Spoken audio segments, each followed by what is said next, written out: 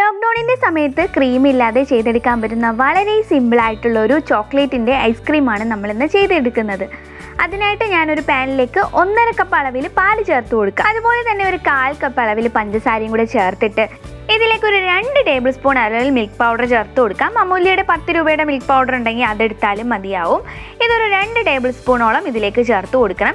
ഇതുകൂടി ചേർത്ത് കഴിഞ്ഞാൽ പിന്നെ ഇതിലേക്ക് ഒരു 2 ടേബിൾ സ്പൂൺ അളവിൽ കോൺഫ്ലവർ ചേർത്ത് കൊടുത്തേക്കണേ. കോൺഫ്ലവർ കയ്യിലില്ലാത്തവർ അതൊന്ന് സ്കിപ്പ് ചെയ്താൽ മതിയാവും.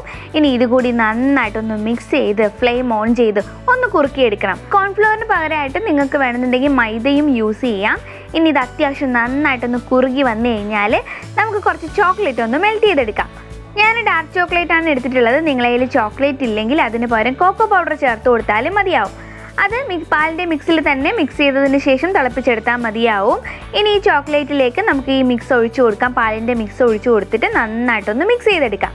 ഇനി ഇതിലേക്ക് ഞാൻ ചോക്ലേറ്റിൻ്റെ എസൻസ് ആണ് ചേർത്ത് കൊടുക്കുന്നത്. വാനില എസൻസ് ചേർത്ത് കൊടുത്താലും മതിയാവും. ഇതെല്ലാം കൂടി നന്നായിട്ട് മിക്സ് ചെയ്ത് കഴിഞ്ഞാൽ ഒരു കണ്ടെയ്നറിലേക്ക് ഒഴിച്ചു വയ്ക്കാം. ഇനി ഇതൊരു അലുമിനിയം ഫോയിൽ കൊണ്ട് കവർ ചെയ്യുകയോ ക്ലിംഗ് റാപ്പ് ഉണ്ടെങ്കിൽ അതുകൊണ്ട് കവർ ചെയ്യുകയോ ചെയ്തതിന് ശേഷം 4 മണിക്കൂർ ഇതൊന്ന് ഫ്രീസറിലേക്ക് വെക്കണം. അതിനുശേഷം ഒന്നുകൂടി മിക്സിയുടെ ജാറിലേക്ക് ഇട്ട് അടിച്ചെടുത്തിട്ട് ഓവർനൈറ്റ് ഫ്രീസറിലേക്ക് വെക്കണം.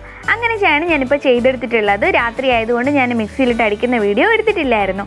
അപ്പോൾ ഇതുകൂടി മിക്സിയിലിട്ട് അടിച്ചിട്ട് ഓവർനൈറ്റ് ഫ്രീസറിലേക്ക് വെച്ചെടുത്ത് കഴിഞ്ഞാൽ നല്ല ടേസ്റ്റി ആയിട്ടും നല്ല ക്രീമി ആയിട്ടുള്ള ഐസ്ക്രീം ഇവിടെ റെഡി ആയിട്ടുണ്ട്. അപ്പോൾ എല്ലാവരും ഒന്ന് ട്രൈ ചെയ്ത് നോക്കിയിട്ട് അഭിപ്രായം കമൻറ്റ് ചെയ്യണേ.